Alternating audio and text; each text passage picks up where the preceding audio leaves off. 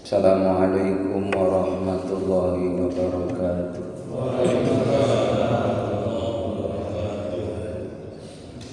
Alhamdulillahi rabbil alamin. Wassalatu wassalamu ala sayyidina Muhammadin sayyidil anbiya mursalin wa khatamun nabiyyin. Asyhadu an la ilaha illallah wa asyhadu anna Muhammadan abduhu wa rasuluh. Allahumma salli wa sallim ala sayyidina Muhammad wa ala alihi wa sahbihi ajma'in. Qala Allah ta'ala fi kitabil karim. Bismillahirrahmanirrahim. Wabtaghi fima ataka Allah daral akhirah wa la tansa nasibaka minad dunya wa ahsin kama ahsana Allah ilaika wa la tabghil fasada fil ardi innallaha la yuhibbul mufsidin. Wa qala Nabi sallallahu ad-dunya balaghun ila al-akhirah. Sadaqallah wa sadaqa Rasulillah sallallahu alaihi wasallam. Ketua DKM beserta pengurus Masjid Khairul Ummah rahimakumullah, para satid, para hujjaj, para orang tua yang senantiasa dirahmati oleh Allah Subhanahu wa taala. Tentunya kita selalu bersyukur kepada Allah atas nikmat karunia panjang umur, diberikan kesehatan, diberikan kesempatan untuk beribadah kepada Allah Subhanahu wa taala. Mudah-mudahan amal ibadah kita senantiasa memperoleh ridho dari Allah Subhanahu wa taala. Salawat dan salam semoga terlimpah curahkan keharibaan Nabi kita Muhammad sallallahu alaihi wasallam yang kita harapkan syafaatnya. Jamaah ini dimuliakan oleh Allah Subhanahu wa taala. Kita sudah masuki di bulan Jumadil Tsani, ya.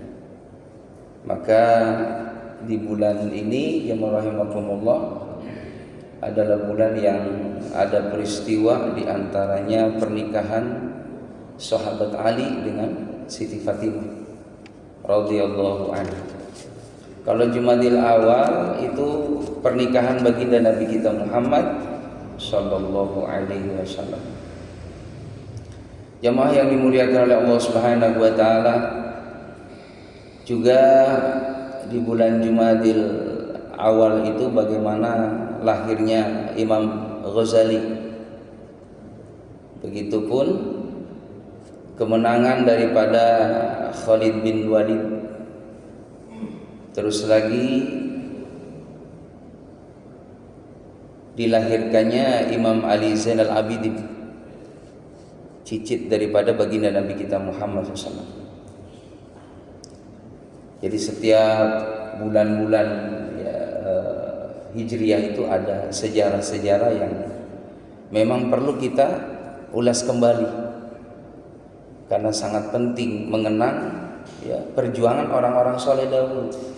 Jangan pernah kita lupa perjuangan orang-orang baik, orang-orang soleh. Seperti kita saat ini nikmati ibadah ini karena perjuangan orang-orang soleh. Mereka jemaah yang dimuliakan oleh Allah Subhanahu wa taala berjuang menegakkan agama Islam ini tidak mudah. Para sahabat itu ada yang tubuhnya habis Pak kena tusukan pedang, sabetan pedang, begitupun kena panah. Yang dijamin oleh Nabi Muhammad ini sahabat dijamin masuk surganya Allah. Jadi kalau sahabat-sahabat yang lain melihat tubuhnya sahabat ini beda dengan yang lain. Jadi tubuhnya bekas banyak, pada cekung, pada bekas-bekas sayatan-sayatan pedang. Dan ini sahabat selalu mengikuti dalam perangnya Nabi Muhammad dan selalu menang, selalu baik, itu bisa diandalkan sahabat ini. Maka jamaah yang dimuliakan oleh Allah Subhanahu wa taala, begitupun sahabat-sahabat yang lain. Ya, bagaimana ada sahabat yang memang dia dihukum di tempat yang gersang lalu dicambukin, bahkan dibunuh. Itu para sahabat seperti itu. Begitupun para alim ulama, mungkin kita pernah dengar dulu yang berjuang negeri kita ini banyak ulama-ulama yang diculik, disiksa jemaah rahimakumullah oleh orang-orang Belanda.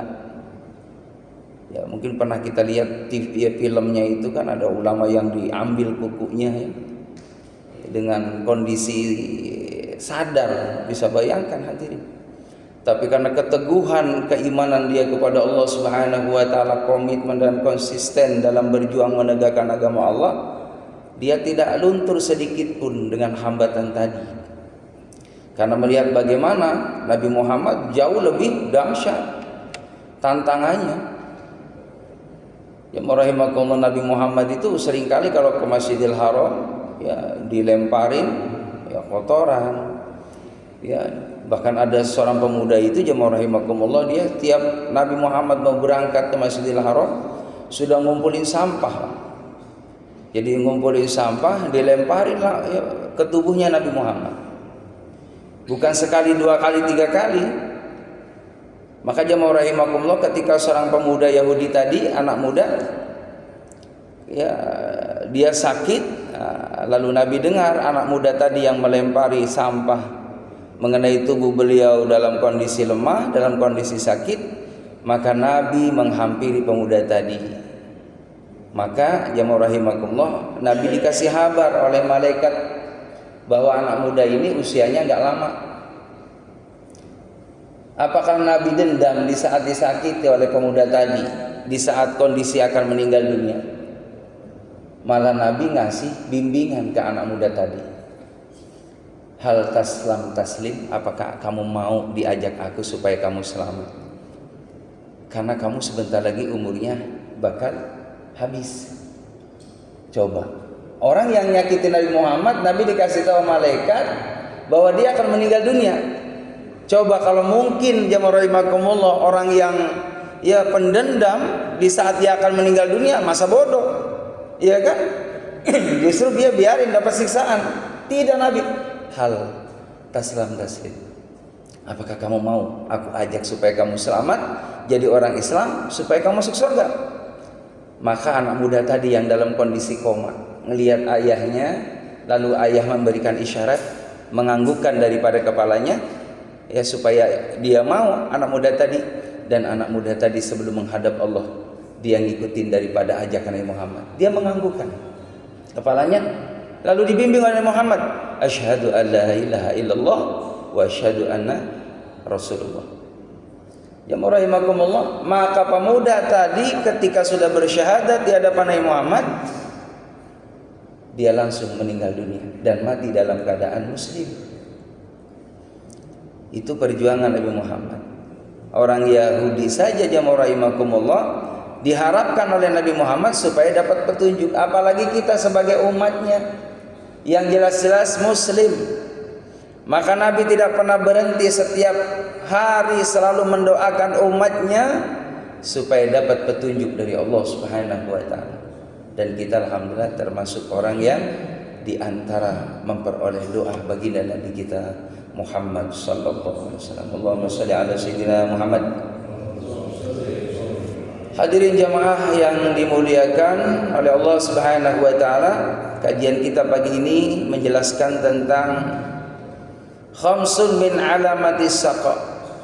Ada 5 tanda orang yang bakal celaka. Kita enggak mau nih jadi orang celaka.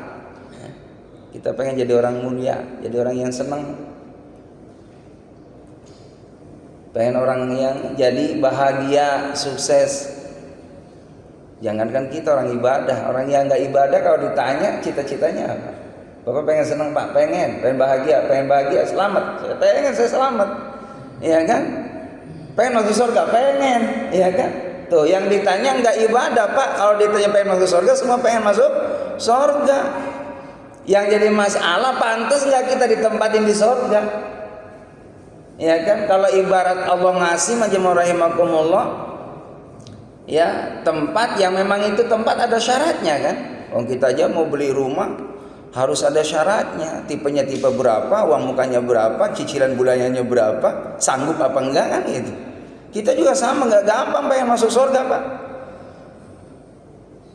Di dunia ini jamaah rahimakumullah, ya sijnul mu'minin wa jannatul kafirin. Dunia ini ujian buat kita orang yang beriman, diatur sama Allah, enggak semau kita.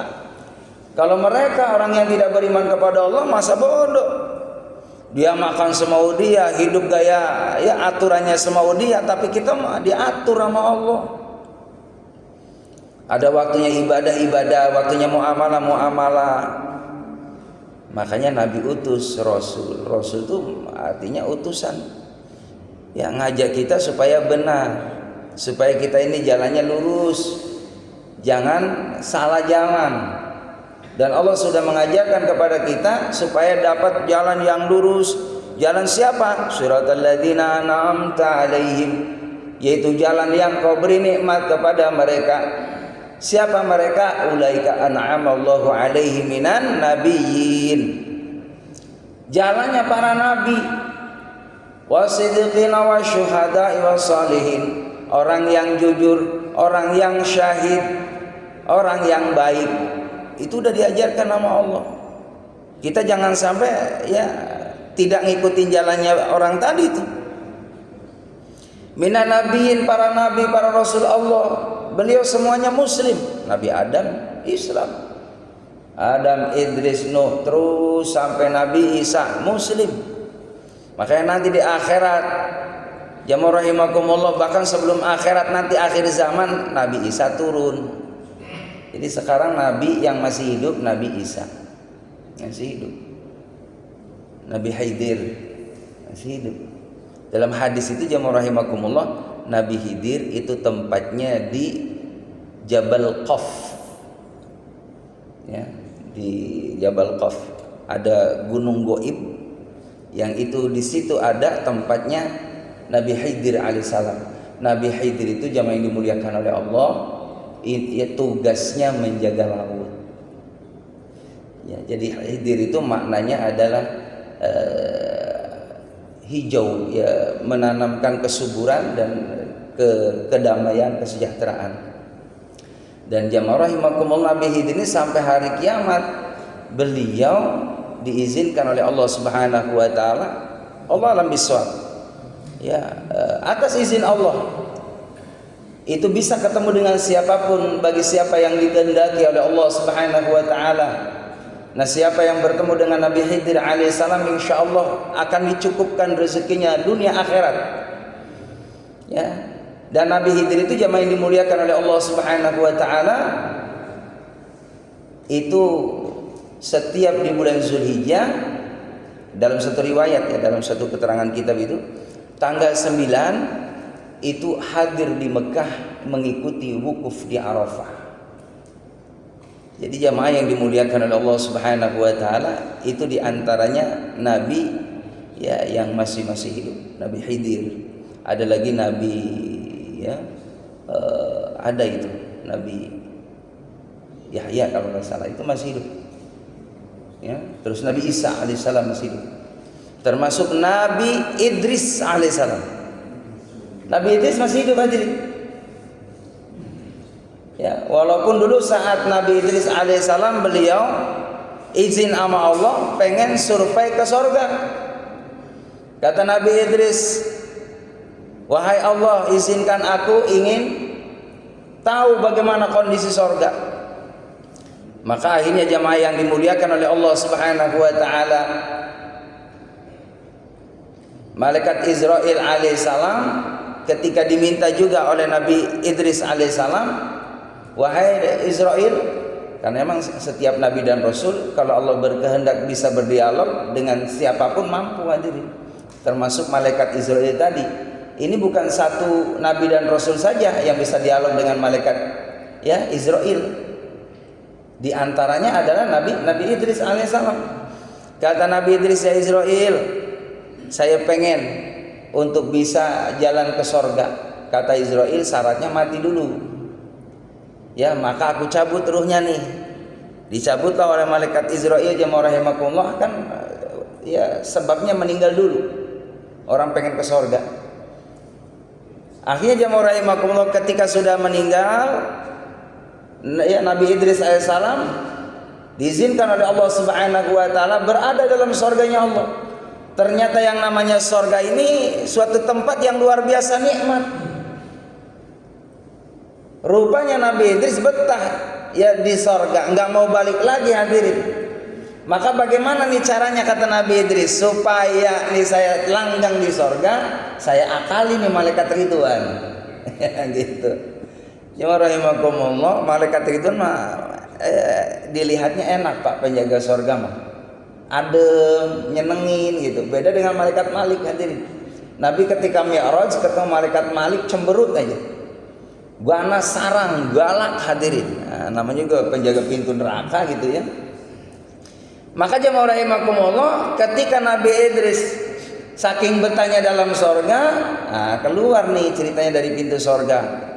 Ngomong malaikat Ridwan, ya saya ini ya keluar dulu gitu kan. Ya udah, emang udah habis jatah jalan-jalannya, kudu keluar ke dunia lagi, hidup lagi. Cuman kata Nabi Idris, mohon maaf ya, sendal saya ketinggalan. Sendalnya ketinggalan di sorga. Malaikat Ridwan udah tahu ini akal-akalan nih. Emang betah nih. Ya, Nabi Idris betah ini jemaah rahimakumullah. Maka kata malaikat Ridwan, ya udah deh, udah situ selamanya di dalam sorganya Allah atas izin Allah. Makanya Nabi yang masih hidup berada dalam sorga saat ini adalah Nabi Idris. Jamaah yang dimuliakan oleh Allah Subhanahu wa taala. Jadi Nabi dan Rasulnya Allah ini istimewa, semuanya muslim. Semuanya ngajak umatnya, hambanya untuk ibadah kepada Allah Subhanahu wa taala. Ada Nabi Pak yang dakwahnya sampai 950 tahun, pengikutnya hanya sedikit. Nabi Nuh alaihissalam, Nabi Nuh Pak 950 tahun ngajak umat.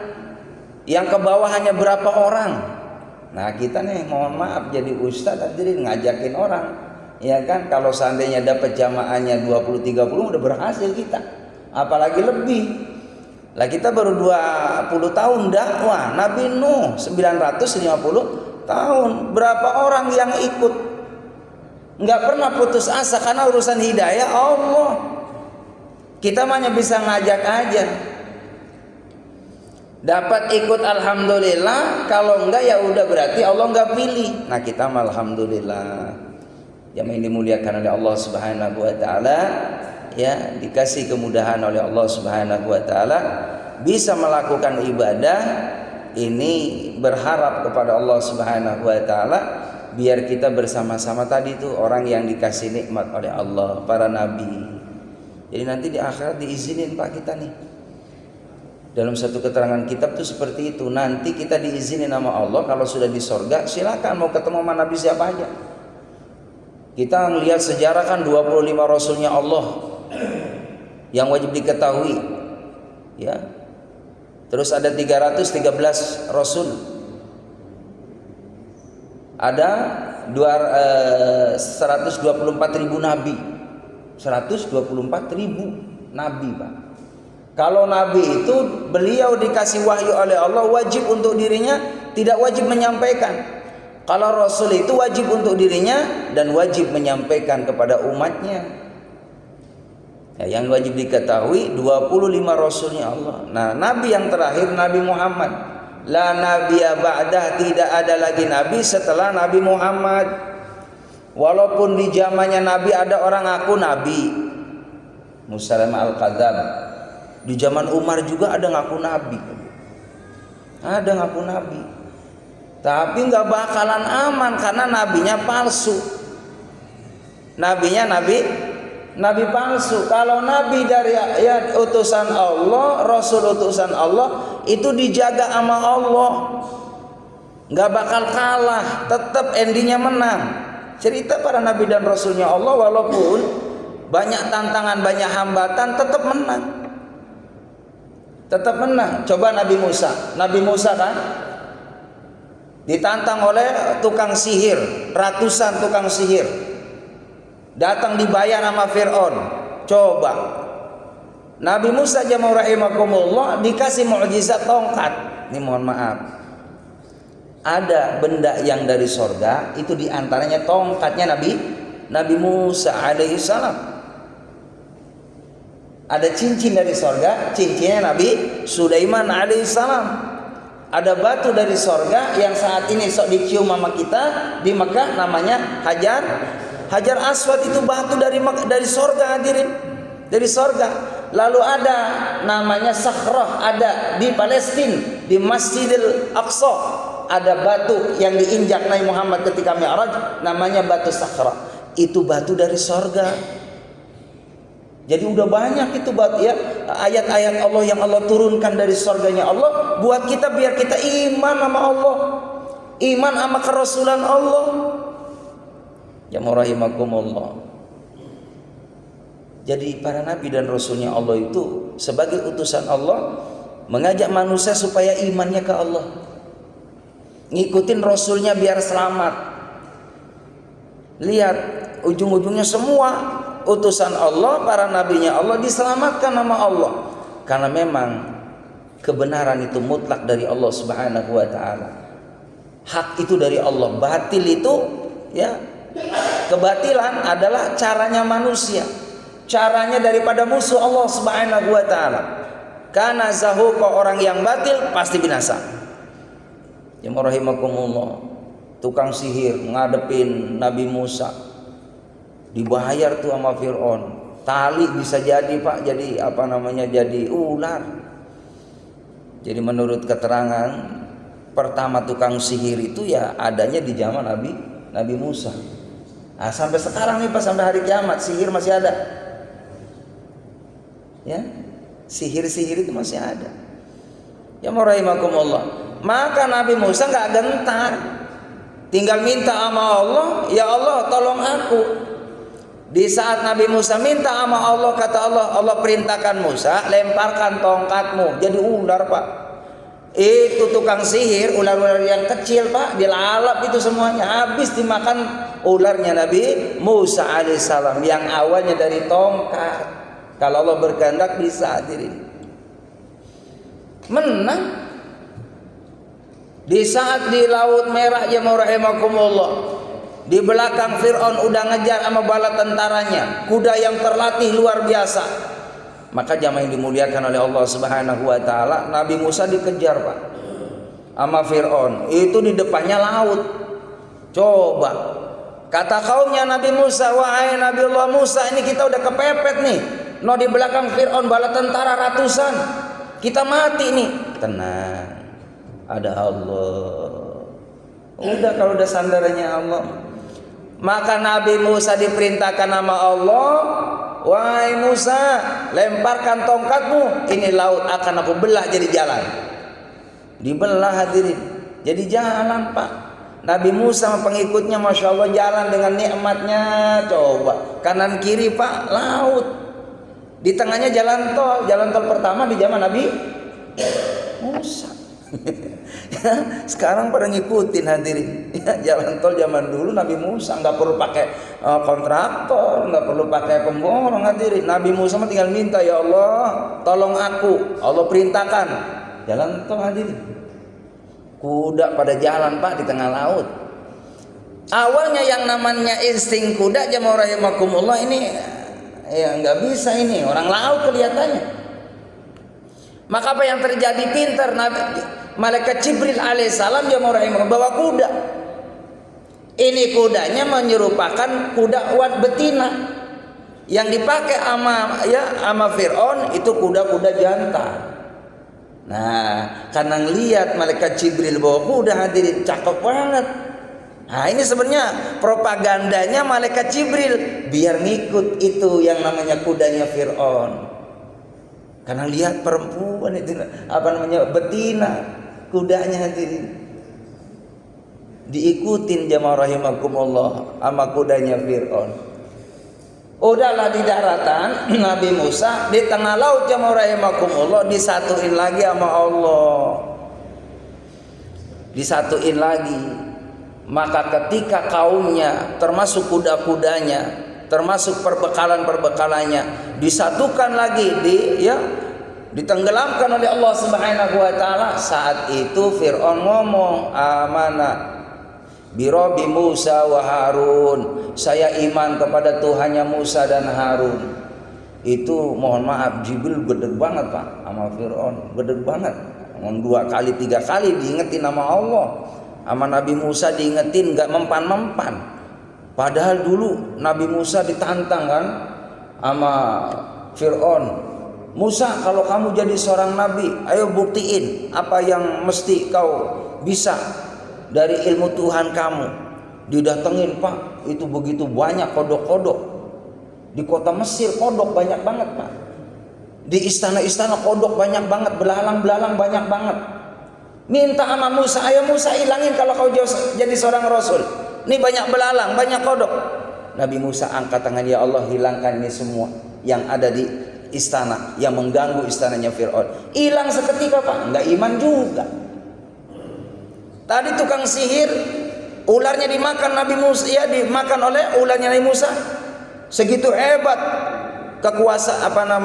keistimewaan Nabi Musa, tetap aja nggak iman. Baru jamaah rahimakumullah ketika ditenggelamin ngomong, saya percaya kepada Tuhannya Musa dan Harun. Itu Pak langsung dilelepin sama Fir'aun, sama siapa? Sama malaikat Jibril, si Fir'aun tadi. Si Fir'aun dilelepin jamaah rahimakumullah sampai akhirnya mati. Di dalam Al-Quran nanti di akhir zaman jasadnya Fir'aun akan jadi ayat Allah, bakal diketemuin. Bener Pak, akhirnya diketemukan itu sama seorang yang akhirnya benar jasadnya Fir'aun.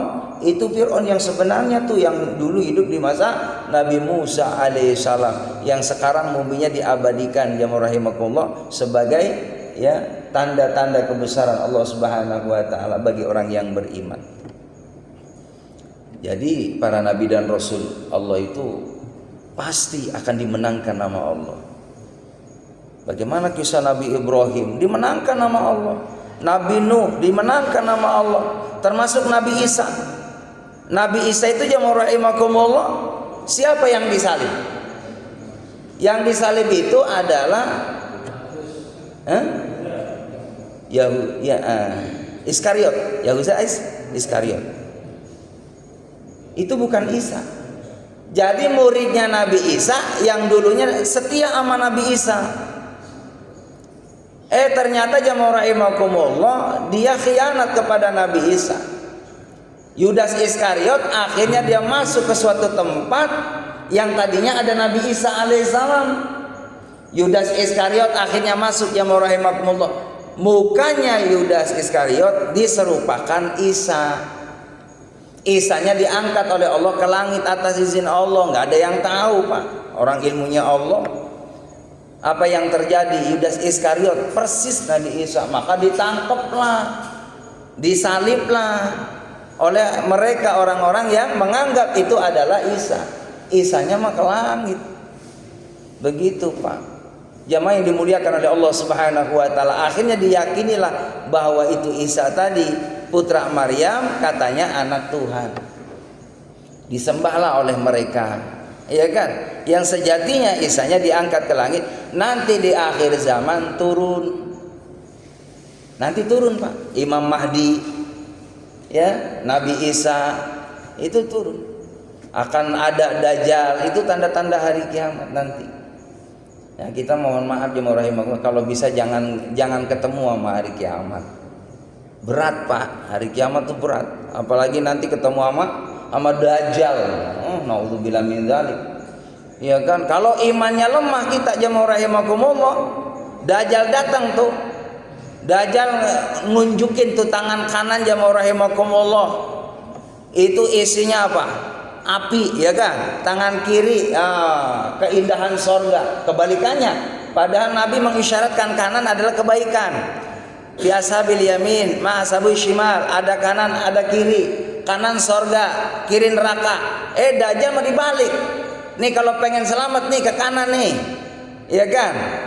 Ke kiri nih gitu kan kata si Dajjal. Nih sorga, jangan ke kanan no, neraka no. Maka ketipu orang yang tidak beriman hadirin kepada Allah ngikutin Dajjal. Karena Dajjal punya ilmu bisa ngidupin orang mati, bisa ngedatangin macam-macam makanan. Dajjal begitu ntar akhir zaman. Makanya jangan sampai ketemu sama Dajjal hadirin, ya kan? Kapan datangnya hari kiamat Allah yang tahu. Jangan pernah kita memprediksi hari kiamat kapan. Dulu juga kan ada tuh Mama Loreng ya. Loreng apa Loren? Memprediksi katanya tahun 2012 kiamat, Pak. 2012 kata Mama Loren. 2011 Mama Loren duluan kiamat, Pak. Ya, karena kiamat sugro duluan dia. Ya, jadi kiamat itu nggak ada yang tahu. Walaupun dikasih alamat dari Nabi Muhammad, diantaranya hari kiamat itu jatuhnya pada hari Jumat. Tuh, Pak, hari kiamat jatuhnya pada hari Jumat. Makanya orang-orang soleh apa malam Jumat udah siap-siap banyak ibadah sama Allah. Takut besoknya kiamat. Begitu. Jadi jemaah yang dimuliakan oleh Allah Subhanahu wa taala, enggak usah dikhawatirin.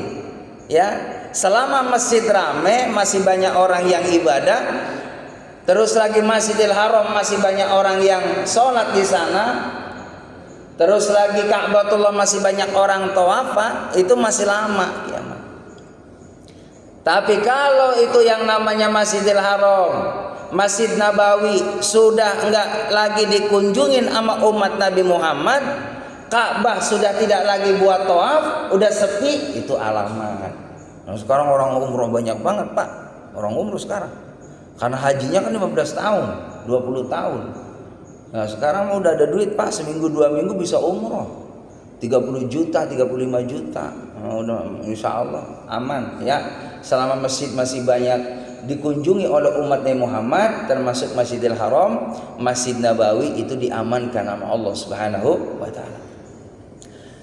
Yang dimuliakan oleh Allah Subhanahu wa taala kembali, khamsun min alamati saqa, ada 5 tanda orang yang celaka. Yang pertama adalah al-qaswatul qalb, orang yang punya hatinya keras. Hatinya keras. Ya, hati keras itu tandanya adalah dia tidak mau mensyukuri nikmat Allah. Itu termasuk hatinya keras tuh. Itu ya, dia termasuk Fir'aun itu kan. Itu orang yang qaswatul qalbi, orang yang hatinya keras, nggak mau syukur atas nikmat Allah. Dikasih kedudukan, dikasih kerajaan, nggak mau iman sama Allah. Nah, itu termasuk qaswatul qalb, orang yang tidak mau mensyukuri nikmat Allah Subhanahu wa taala. Juga dia tidak percaya kepada Allah Subhanahu wa taala. Segitu banyak ayat-ayat Allah Subhanahu wa taala perlihatkan buat kita agar kita ini iman sama Allah, baik ayat yang berupa Al-Qur'an ataupun ayat berupa alam. Hujan aja udah ayat Allah tuh, Pak, hujan. Coba kalau enggak Allah turunin hujan, gimana kondisi kita nih? Bumi panasnya luar biasa, kita ngalamin tuh. 6 bulan 7 bulan gak hujan, Pak. Ya Allah, masuk ke dalam rumah geraknya luar biasa. Kipas gak mempan, AC gak mempan, Pak. Minta tuh sama Allah, ya Allah anzil alaina ya Allah. Minas sama'i ma'amidrara, turunin ya Allah hujan yang deras ya Allah. Allah mah sayang banget sama hambanya, Pak, diturunin hujan. Allahumma shayyiban nafi'an, hujan alhamdulillah tiap hari, iya kan? Giliran tiap hari hujan ngomel lagi, ngomong lagi, hari ini hujan dulu, kapan terangnya, dingin banget ya. Manusia begitu tuh, Pak. Dikasih panas ngomel dulu, dikasih hujan ngomel juga.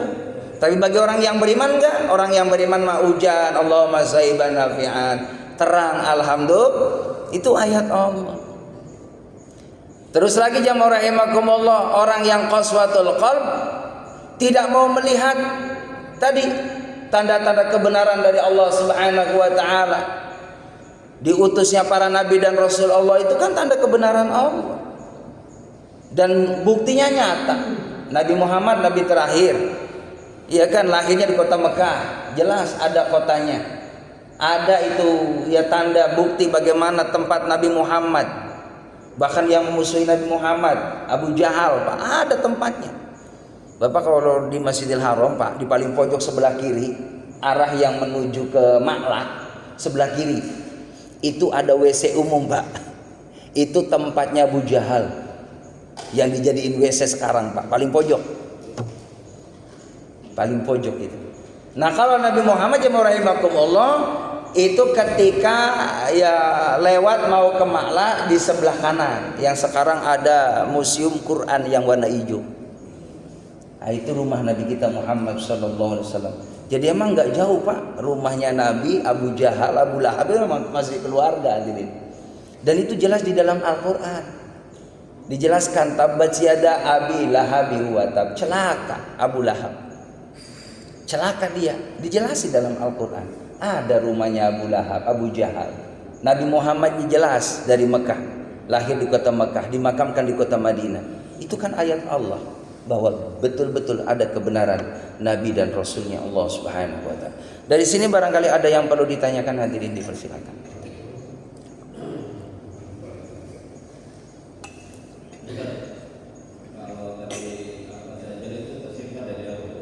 Gimana? Dajjal. Jadi wallahu alam bissawab, yang namanya manusia itu kan min turab. Ya, sebenarnya Dajjal itu ya sama. Dajjal itu min turab, dari tanah.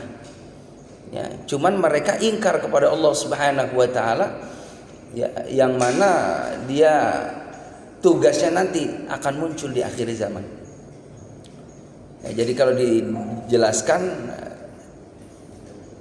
Dajjal juga sama manusia, cuman bertabiat iblis, punya misi iblis, begitu. Dan saat ini ada dia hidup, saat ini dia ada, dan nanti suatu saat di akhir zaman nanti akan dilepas, begitu. Ya, jadi Allah alam bisawab, yang jelas min turab, dari tanah. Mengenai tentang ininya, bahannya Allah alam bisawab.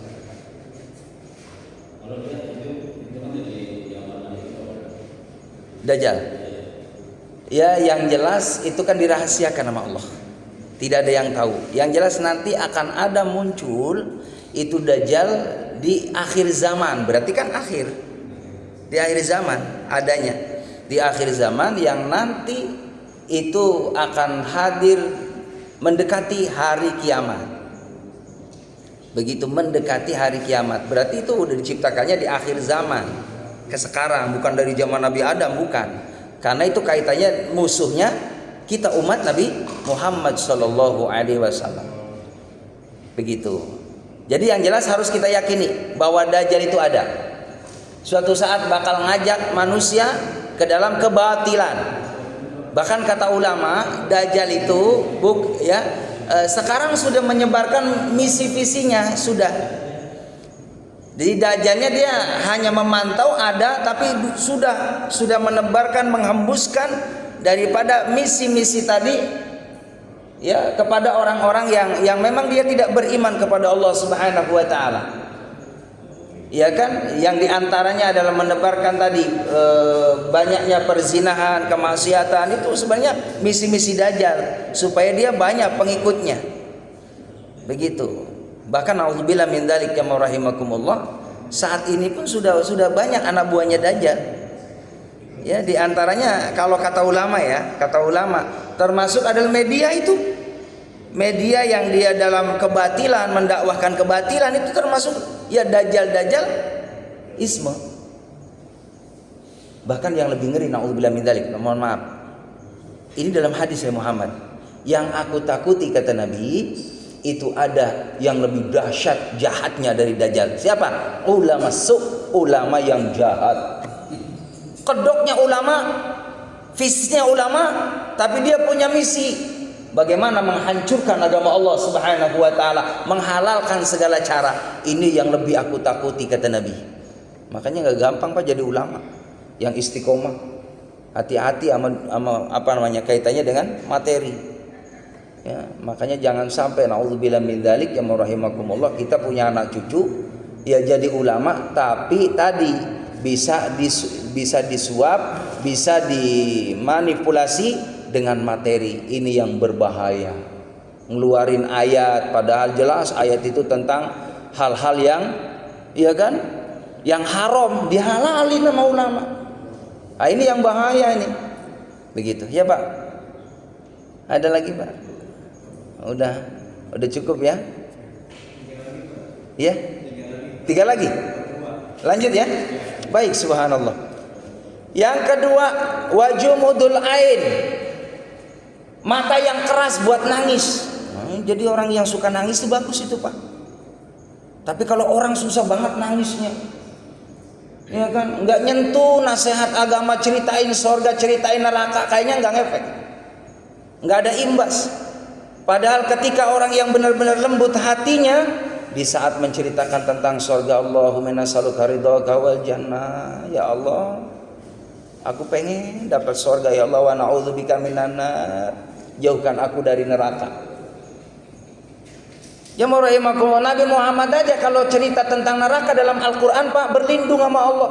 Na'udzubika minan nar, ya Allah, aku berlindung dari neraka. Karena Nabi Muhammad sudah survei ke nerakanya Allah. Ternyata dalam nerakanya Allah, ya Allah, siksaannya luar biasa, Pak. Narun, api neraka itu. Maka Nabi Muhammad berdoa, ya Allah, jangan sampai, Allahumma ajirni minan nar, jauhkan aku ya Allah dari neraka. Ini sebenarnya pesannya ya neraka kepada Rasulullah.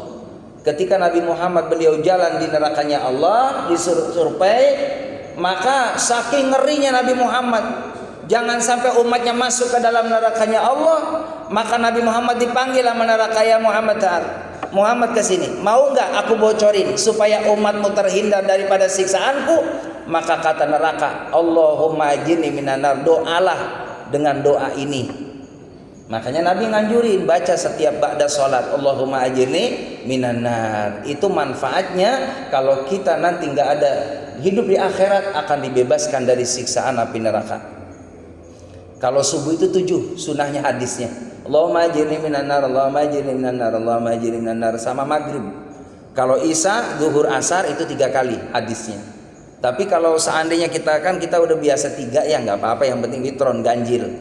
Itu manfaatnya. Maka kata neraka, ya Rasul, kalau umat tuh pengen terhindar dari aku, baca Allahumma ajirni minan nar. Itu pesan neraka. Ya, maka Nabi Muhammad kasih tahu ke umatnya, yuk baca yuk itu doa tadi itu, supaya kamu terhindar dari neraka. Ama doa nas'aluka ridhaka wal jannah wa na'udzubika minan nar. Ya rahimakumullah, jelas banget wajumudul ain, orang yang keras, ya orang yang sulit untuk meneteskan air mata adalah orang yang kerasnya hati. Ngelihat ayat Allah, orang-orang soleh, Pak, nangis. Ada Junaidi al-Baghdadi, seorang ulama sufi, jamaah rahimakumullah, mohon maaf, jangankan lihat ayat Allah alam, lihat Quran nangis. Lihat makanan Junaidi al-Baghdadi, beliau nangis, hadirin, lembut hatinya nangis. Lihat makanan, kenapa? Yang dilihat adalah rahmannya Allah, kasih sayangnya Allah kepada kita. Kita masih dikasih rezeki sama Allah. Bagaimana tuh proses jadi nasi, dari mulai ditanam itu jadi benih terus, masya Allah, 3 bulan 4 bulan kemudian jadilah itu namanya padi, dijemurlah, iya kan, lalu diseliplah, jadilah itu nasi, sampai ke tempat kita dimasak, bisa dikonsumsi. Allahumma barik lana fima razaqtana. Makanya doanya barik lana, padahal makanya sendiri Allahumma barik li. Sebenarnya domirnya kan ke kita, tapi kenapa domirnya jamak? Ya kan, kenapa kalimatnya jamak, Allahumma barik lana, ya Allah berkahi kami? Karena tadi ada proses dari nasi tadi sampai ke tempat kita, ini prosesnya panjang. Makanya Nabi itu luar biasa ilmiahnya, ya, visinya ke depan udah tahu nih. Nabi yang ngajarin Allahumma barik lana fi razaqtana. Kenapa di ujungnya waqina adzabannar? Dari makanan, kata Nabi, banyak orang masuk nerakanya Allah. Dari makanan yang haram. Dari makanan yang haram banyak orang masuk neraka. Waqina adzabannar, ya Allah, jangan sampai nih makanan menyebabkan kita masuk nerakanya Allah Subhanahu wa taala. Lalu yang ketiga, jamaah yang dimuliakan oleh Allah Subhanahu wa taala, waqilatul haya, sedikit malu, Pak. Nah sekarang nih akhir zaman banyak orang yang nggak tahu malu, bahkan orang Islam malu-maluin. Ini nih ngaku Islam, jamaah rahimakumullah, umroh haji tiap bulan tiap tahun, tapi naudzubillah min dzalik, pulang ke tempat negerinya masing-masing, hadirin, buka aurat, iya kan? Hanya sekedar ke sono nguburin dosa doang, Ustaz, lumayan, ya kan? Dosanya banyak banget kalau udah tawaf gitu kan, udah ibadah haji, udah umroh kan, udah dosanya kan kayak bayi lagi. Balik lagi maksiat lagi, qilatul haya, malunya udah sedikit banget, apalagi dihilangin dah, wallahu alam bisawab. Nah, zakat ya. Oh, wisata. Wisata, tapi bukan wisata religi. Ya, wisata nyenengi dia, ya kan? Happy, wisata happy. Ini salah, udah dari niatnya salah. Kadang orang pengen tahu doang kan, pengen tahu kayak apa sih di Mekah Madinah. Ini hati-hati Pak dengan pengen tahu doang, nggak bisa itu. Niat walillahi alana nasi hajjul baiti. Kalau mau berangkat ibadah haji karena Allah niatnya. Jangan pengen tahu. Ini ada kisah nyata hadirin. Lama banget kalau saya cerita nih. Ini orang Jawa Timur, kisah nyata. Ini orang pengen tahu doang kayak apa sih orang ramai-ramai pada ke Mekah, Ka'bah apa sih manfaatnya? Ka'bah kayak apa sih keistimewaannya Ka'bah? Mohon maaf, sampai di Mekah Pak, orang berangkat haji tadi, Allahu Akbar, nggak ketemu sebulan Pak yang namanya Mekah nggak kelihatan, Ka'bah itu nggak kelihatan. Karena udah sombong hatinya tadi. Emang apa sih keistimewaannya Ka'bah? Ka'bah itu batu yang Allah turunkan dari sorga. Yang pertama Nabi Adam alaihissalam hadirin. Nabi semuanya pada tawaf, semuanya pada ibadah di hadapan Allah sebagai kiblat. Baitullah itu rumah Allah.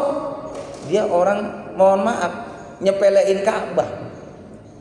Ngapain sih datang ke Mekah timbang mau tawaf doang? Emang apa sih istimewanya Ka'bah? Ka'bah Pak baru dilihat aja Allahu Akbar. Itu dapat 20 kebaikan dari Allah. Baru lihatnya doang. Apalagi ibadah di Masjidil Haram menghadap langsung mustaqbilal kiblat itu 60 kebaikan dari Allah. Beda hadirin. Begitu. Sampai pulang Pak, baru tuh dikata ustaznya, salahnya apa sih Bu kok bisa begitu? Karena saya dalam hatinya tadi ngentengin ngecilin Ka'batullah. Sehingga Allah tutup Pak, nggak bisa ngelihat segitu gedenya Ka'bah, nggak bisa dilihat sama orang tadi. Itu diantaranya. Udah ya Pak ya? Udah kan? Udah no, masakannya itu udah mateng no. Dua lagi ntar deh. Oh, ntar lupa. Warukbatu fid dunya. Yang keempat adalah orang yang senantiasa dia mengutamakan senangnya sama dunia. Padahal dunia ini masya Allah lawun walaibun, permainan Pak. Yang sering nipu kita. Mohon maaf, apa sih yang namanya dunia nih? Cuma senangnya sesaat. Nggak pakai tahunan Pak. Bapak mohon maaf punya rumah nih, bagus rumahnya, habis renovasi, habis dibangun, paling sebulan 2 bulan Pak senang sama rumah kita. Ya Allah cakep banget rumah, cakep banget kamarnya, AC-nya enak banget ya Allah. Iya, saat sebulan 2 bulan kita muji rumah kita. Bapak punya mobil nih seminggu 2 minggu 3 minggu sebulan 2 bulan, mobil Pak dilus-lus, taruhlah setahun Pak mobil, biasa debu banyak banget biasa. Iya kan? Itulah dunia. Baju juga sama. Waktu baru dipakai terus seminggu 2 minggu. Entar mah biasa. Itulah dunia. Makanya jangan sampai kesenangan dunia melupakan dengan tujuan kita untuk negeri akhirat. Yang terakhir adalah watulul amal. Panjang angan-angan Pak. Mati Masya Allah Israel datang ke rumah kita 70 kali. 70 kali sehari semalam. Bapak kalau tahu malaikat Israel di rumah kita saban hari 70 kali Pak nggak enak makan. Cuman kita aja nggak nge. Israel datang Pak. Tahu kita lagi baca Quran tahu. Kita lagi zikir tahu Israel. Kita lagi terus mudawamah Al-Quran, terus mudawamah ilmu agama, bicara nasihat agama. Israel tahu. Tapi juga Israel tahu kalau kita lagi maksiat di hadapan Allah. Makanya mohon maaf Israel kalau nyabut nyawa orang baik Pak sopan banget. Tapi memang orang yang jahat Pak dengan paksa dia. Karena udah benci dunia aja udah kelihatan perangainya tidak disukai oleh amalan malaikat Allah Subhanahu wa taala. Yang benar dari Allah, yang salah adalah kedaifan saya. Itu saja, subhanakallahumma bihamdika asyhadu an la ilaha illa anta astaghfiruka wa atubu ilaik. Alhamdulillahirabbil alamin. Assalamualaikum warahmatullahi wabarakatuh.